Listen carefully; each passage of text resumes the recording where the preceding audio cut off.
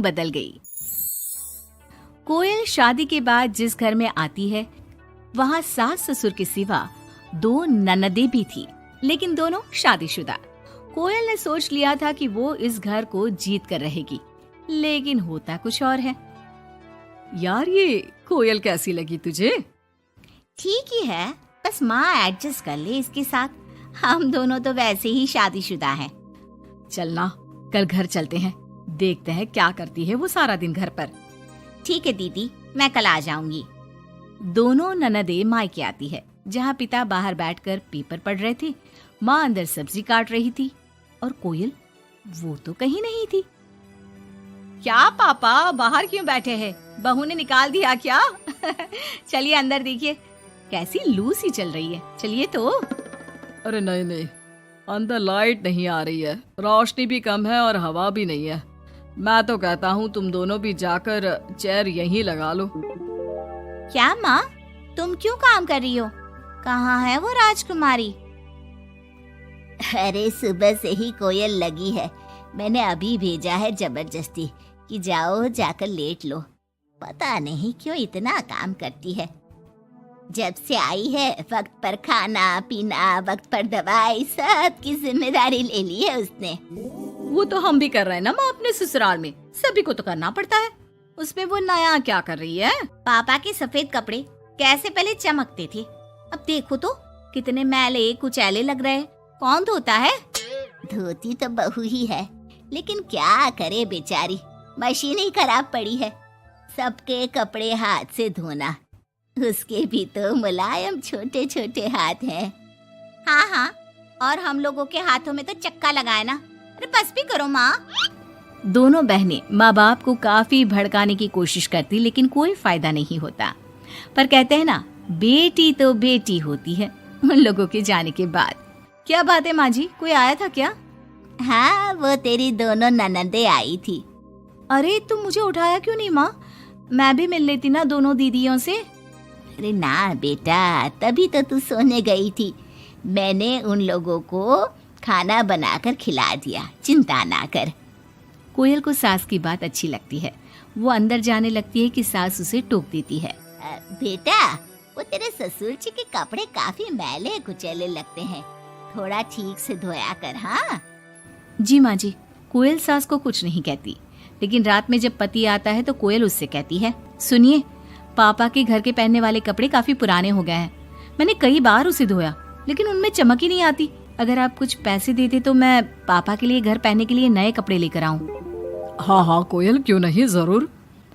अगले दिन कोयल खाना बनाकर बैठी ही होती है कि छोटी ननद आ जाती है। अरे नमस्ते दीदी, कैसी हैं? आइए बैठिए, मैं आपके लिए नींबू पानी बनाती हूँ। आपको अच्छा लगता है ना? वो माँ कहाँ है? कोयल को अजीब सा लगता है कि ननद ने उसे पूछा तक नहीं, ना ही नमस्ते किया। सामने से माँ आती है। माँ, वो मैं बाजार जा रही थी तो सोचा आपसे मिलती चलूं। अच्छा माँ, जरा नींबू पानी बना देना, बहुत मन कर रहा है। हाँ हाँ, तू बैठ, मैं बना कर लाती हूँ। कोयल को लगता है कि बेटी है, माँ के हाथ का स्वाद मिस करती होगी। इसमें बुरा मानने वाली कोई बात नहीं है। दीदी, मैं भी बाजार जा रही हूँ, आपके साथ ही चलती हूँ। ननद भाभी दोनों मार्केट जाती है, जहाँ कोयल ससुर जी के लिए कपड़े लेती है। क्या जरूरत है भाभी, पापा को उनकी पसंद के कपड़े ले देती ना, उन्हें ही यहाँ पर लाकर। पर दीदी, पापा तो लुंगी ही पहनते हैं और एक ही डिजाइन की, तो इसमें पसंद नापसंद की क्या बात है? आपसे क्या बोलना। मार्केट में कोयल की किसी दुकानदार से बहस हो जाती है, लेकिन वो देखती है कि ननद उसका साथ देने के बजाय भीड़ का हिस्सा बनी खड़ी होती है, जैसे कि वो उसे जानती ही नहीं। कोयल घर आती है। अरे बेटा, क्या जरूरत थी नए कपड़ों की? पापा, मैंने ना आपके कपड़े धोने की काफी कोशिश की, लेकिन वो पुराने हो गए थे ना, इसलिए ऐसे मैले से लग रहे थे। सास भी समझ जाती है कि कोयल ने कपड़े धोने में मेहनत तो की ही होगी। एक रोज फिर दोनों ननदें आती है।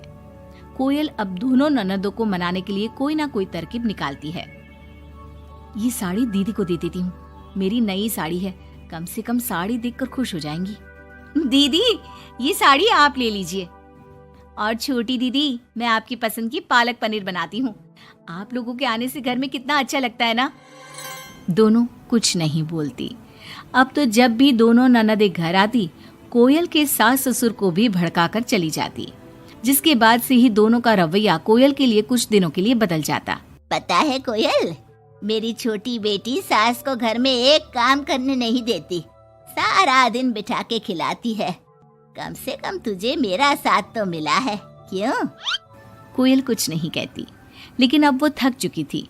ससुराल के लोगों को प्यार से सम्मान से साथ बांधने की कोशिश कर करके, लेकिन ननदें वैसी की वैसी ही रही। अब कोयल ने सोच लिया कि वो ननदों से बात करेगी। जब बड़ी ननद घर पर फोन करती है, हेलो हेलो कोयल, माँ को फोन देना। सभी को फोन लगा लिया लेकिन कोई उठा ही नहीं रहा। ओह, तभी आपने मेरे फोन पर फोन किया दीदी, और वो भी सीधे माँ से बात करने के लिए। क्यों, मैं नहीं हूँ क्या? या मेरा हालचाल पूछने की आप लोगों को जरूरत ही नहीं है, या मुझसे मतलब ही नहीं है? क्यों? अरे नहीं नहीं, ऐसा नहीं है, वो वक्त ही नहीं मिलता ना घर के कामों को लेकर। दूसरी ननद से भी कोयल बात करती है, लेकिन वो भी वक्त और काम थकान का रोना रोने लगती है।